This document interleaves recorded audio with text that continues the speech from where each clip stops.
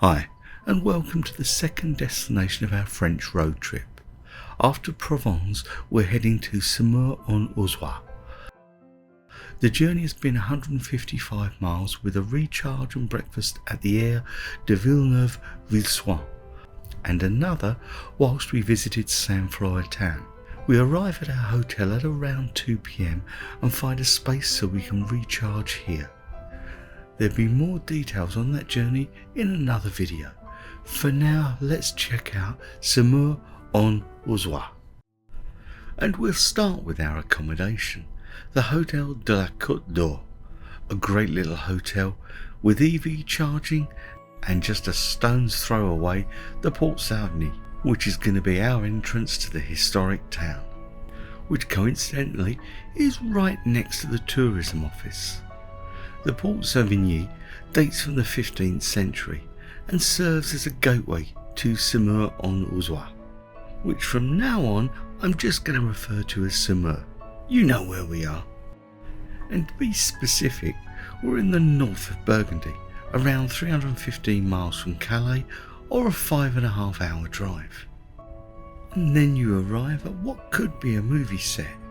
Our second gateway, Porte Guillier, stands before us. This one is flanked on either side by two defensive towers that would have served as lookout points. As we make our way around town, we'll see more of both the natural and man-made defences that made Semur such an important stronghold for the Duchy of Burgundy during the turbulent medieval period. Fortunately, today it seems a little more peaceful. This is not our first visit to Semur. We popped in back in an earlier road trip in 2008. I thought we'd be back, and we finally made it. And on the surface, the good news is it doesn't appear to have changed much. And now it's time for my usual reminder. If you enjoy this video, then why not give us a like? And if you enjoy my style of video, then why not consider subscribing?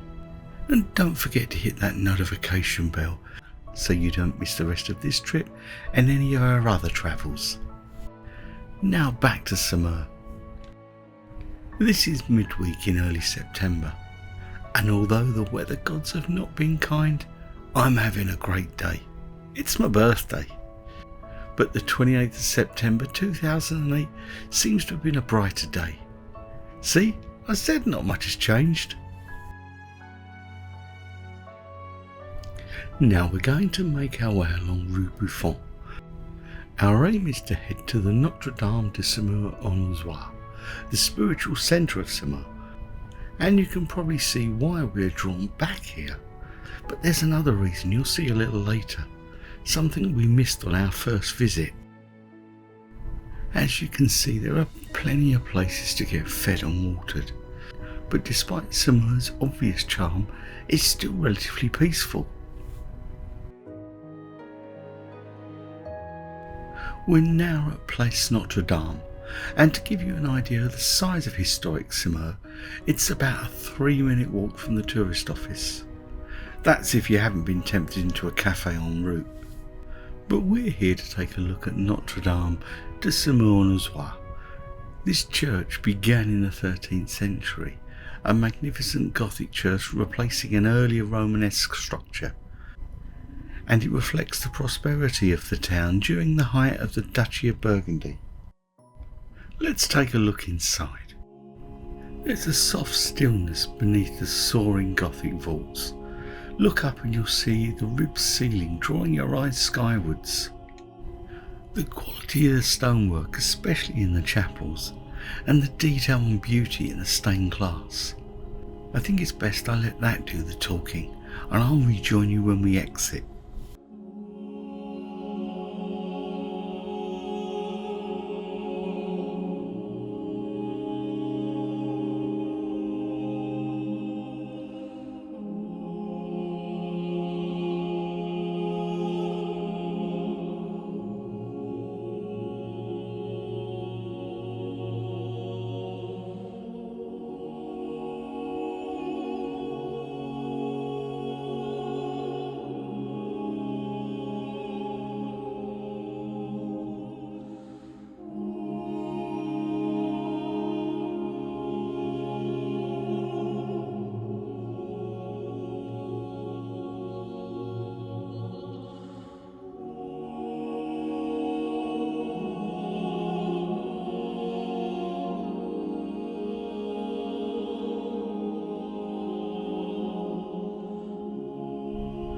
wasn't that stunning?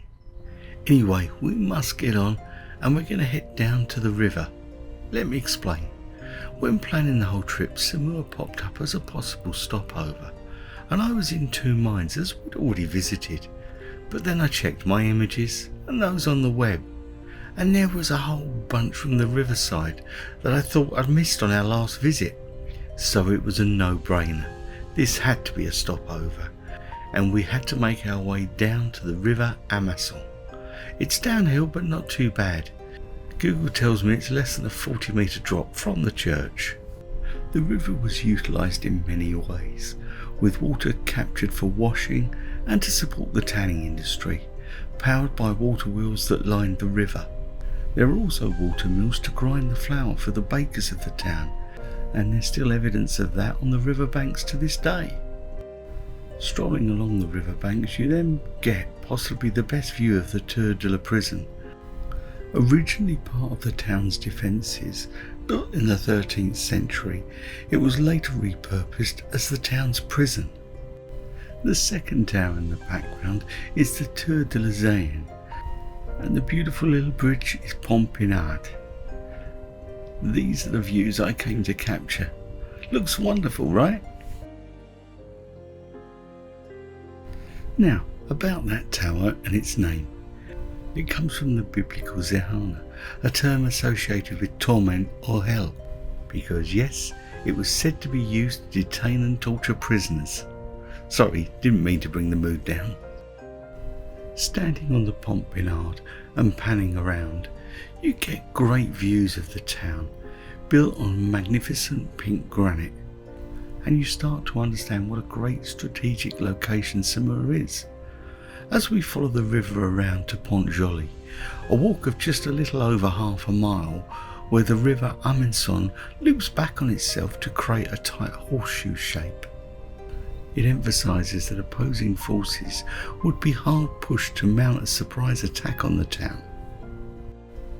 I think it looks quite remarkable, and the thing that amazes me is how quiet this is, and really quite unspoiled. If you thought the town was quiet, then this is another level.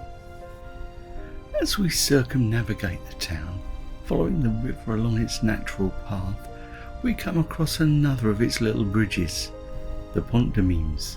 It was originally called Pont Dieu, or God's Bridge, due to its proximity to the Saint-Jacques Hospital, and was the main entrance to the town from the north. Still following the river, we get another glimpse of the Tour de Gehenne, this time from the north. That's right, between Pont Pinard and Pont Joly is less than 150 metres, and from Pont Joly we get the look of our last tower, La Tour de la Hors d'Or, before the heavens open, to bring this look at Semur-en-Auxois to a close. Tomorrow is another day, and it's going to be a 295-mile drive south to Sisteron, in the Alpes de Haute-Provence, nicknamed the Gateway to Provence. So if you don't want to miss that and the rest of this trip, then don't forget to subscribe. I hope you've enjoyed this and found it informative. Until next time, stay safe, stay well, and happy travels.